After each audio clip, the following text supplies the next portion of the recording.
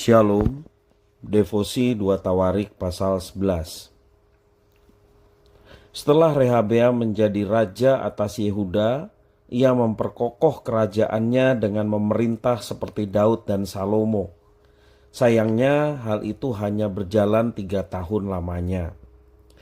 Sesudah kerajaannya menjadi kokoh dan aman, Rehabeam mulai meninggalkan Tuhan. Sebagaimana tertulis di dalam ayat yang ke-18 sampai ayat yang ke-23.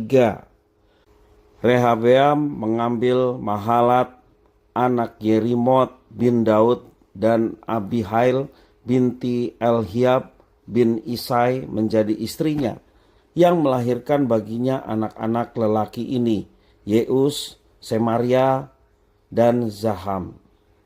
Sesudah Mahalat, ia memperistri Maaka, anak Absalom, yang melahirkan baginya Abia, Atai, Ziza, dan Selomit.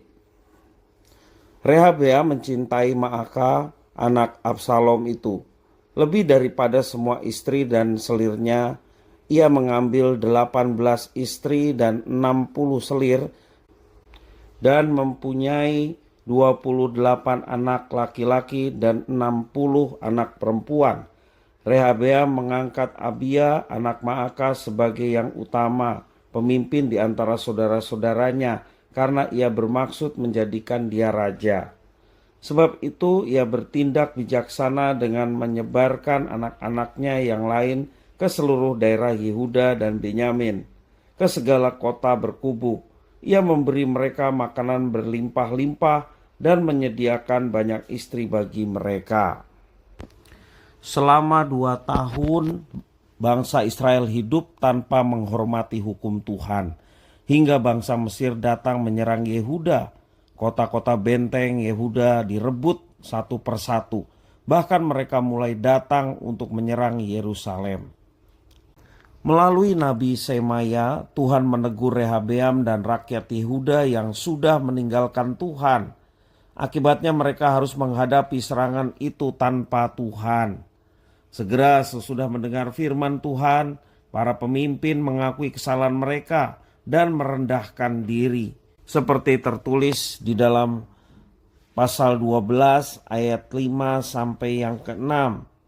Karena mereka telah merendahkan diri di hadapan Tuhan, Tuhan pun tidak akan memusnahkan umat Yehuda dan kota Yerusalem. Namun mereka tetap harus menanggung konsekuensi dari perbuatan mereka dengan kehilangan harta dan menjadi hamba bagi bangsa Mesir. Kadangkala kita pun melupakan Tuhan ketika semua berjalan baik dan lancar.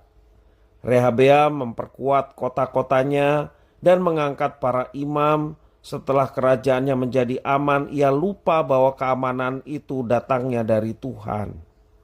Dan terkadang kita juga cenderung merasa bahwa semua keberhasilan terjadi oleh karena kerja keras kita saja.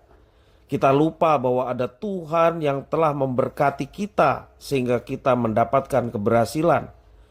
Dan akibatnya kita menanggung resiko yang seharusnya bisa kita hindari seandainya kita hidup dalam ketaatan kepada firman Tuhan.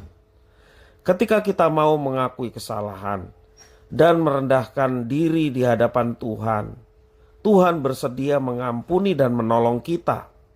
Namun itu bukan berarti bahwa kita lepas dari tanggung jawab kita. Kita tetap harus menjalani pendisiplinan dari Tuhan.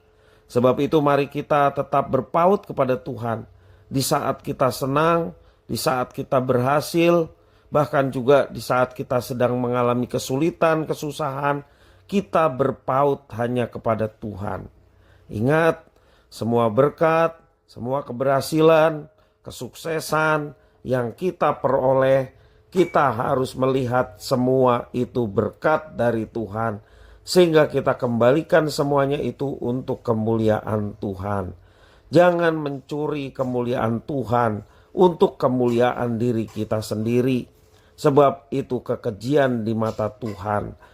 Sebagai anak-anak Tuhan, kita meyakini bahwa apapun yang ada pada kita, semua karena berkat dari Tuhan. Karena itu kembalikanlah Segala hormat, kemuliaan hanya bagi Tuhan, sehingga Tuhan yang terus akan menuntun hidup kita ke arah keberhasilan, kemenangan. Nama Tuhan dipermuliakan. Tuhan Yesus memberkati.